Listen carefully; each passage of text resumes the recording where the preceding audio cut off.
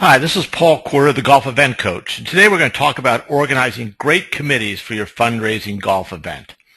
And this is really important first step in any golf event because committees are really the critical part of organizing, managing, and marketing your golf event. Committees are the energy core for the entire event. So this is important. And really it's the first step that you'll take in planning your event.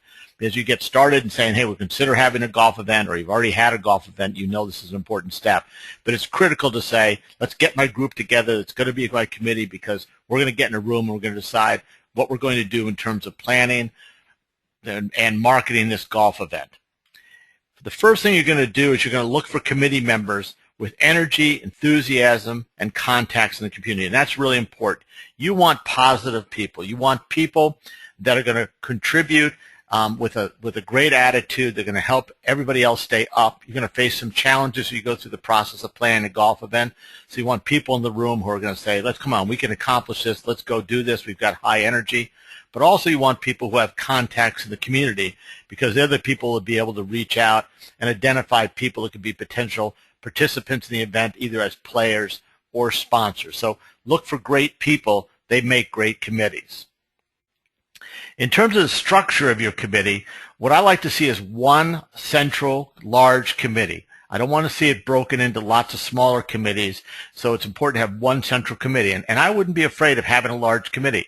On most events, we try and have at least 10 people on the committee, and I have some events that we've gone as many as 18 people because we had a good group of people that made, and 18 was a manageable number when you have a group of people who are highly motivated, high energy, organized people.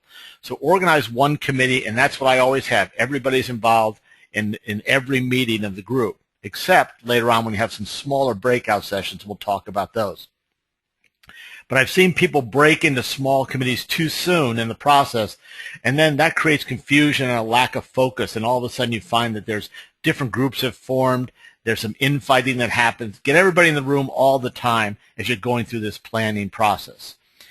Then as you go further down the plan, you can assign tasks to smaller groups. So you can have people handling registration process, volunteer assignments, the financial reviews, but they should all report into the committee. So what I do in that case is I usually say to them, hey, have your meetings prior to the bigger meeting. Come in a half an hour, 45 minutes, an hour earlier. Have your meeting about finance, have your meeting about registration, and then we get together as the big group. And in that big group, we have the reports to say, hey, how are we doing? And they'll say, hey, we're fine. We've got our volunteers. All the assignments are set. That's perfect. So everybody's up to date on what's happening. They can all contribute at that point if there's any obstacles. So, again, try and maintain one large committee and with the smaller groups feeding into the larger committee on a continual basis.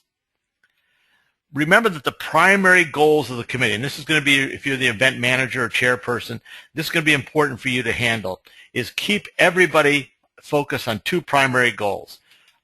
And those are attracting players and identifying and selling sponsors. Those are the two primary goals. So make sure all committee members understand that, to say, you know what, we're together as a group, and what we're looking at this committee to do is say to us, hey, how are we going to find the people to play in the tournament so we fill it up? And how are we going to identify sponsors who are going to support the event? And every committee meeting that I have, I open up with, where do we stand on players? Where do we stand on sponsors? We go through the sponsor list of people we've identified. Have anybody made contact with them? What's the status? Are they going to come into the event? Keep your committee always focused on these two goals. The other things will take care of themselves, and those things aren't going to be as important unless you have the people to play in the event and support the sponsorship. So always focus on these. And here's some tips on working with committees. Set up your committee schedule well in advance so the members can plan. Open every meeting with revenue status versus your goals, as I talked about before. Where do we stand on the number of players, the number of sponsors? So you can keep the committee focused on meeting your financial objectives by selling player spots and selling sponsors. Distribute an agenda at least a day before the meeting so everyone can prepare and the meeting time is not wasted. So I usually prepare an agenda, email it out, and say, here's what we're going to talk about, and we get right into it and we try and stay on that agenda. And also you can consider short online meetings and conference calls to keep everybody involved between the face-to-face meetings. So you may say, hey, Friday at 3 o'clock, dial into this number. We're going to get a quick update on where we stand. We tend to do those more as the last 120, 90 days, 60 days, getting closer to the tournament because we have a lot of things going on.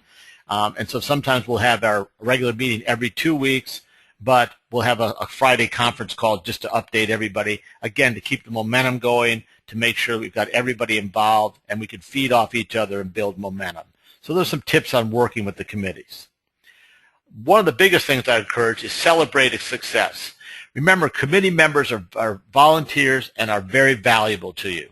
So recognize success. When a committee member brings in a player team or they bring in a sponsor, hey, thank them in front of everybody, recognize them. We sometimes have some little trophies we give out to people to just create enthusiasm during the meetings. And celebrate as a group. If you reach your goal, if you've set a goal to say, hey, 120 days before our event, we're going to want to be at this financial goal. And if you do that, bring in a cake, give out ribbons to everybody, whatever it is, make it fun and celebrate it. It's important that this is an overall positive experience for committee members. So each committee member says, I know I'm a volunteer, I'm working hard, but hey, my work's appreciated. It'll not only help you have a great event this year, but it'll help you bring the people back the following year. All right, a couple action steps. I try and break these presentations down into short videos so you can, listen to them quickly and get the core information out of it. There's some other ones you'll be able to click on the links for marketing your event on a tight budget, how to target and sell sponsors for your event, how to use social media to promote your golf event. You go to get these links, go to visit golf.eventcoach.com. You can sign up invitations. I do longer, in-depth sessions that are 35 to 45 minutes long if you want to listen into some of those. You'll be able to access some additional golf planning resources as well. If I can help you at all, please go to golfeventcoach.com. My contact information is there, or you can email us, Paul@golfeventcoach.com. Hey, thanks for listening and have a great event.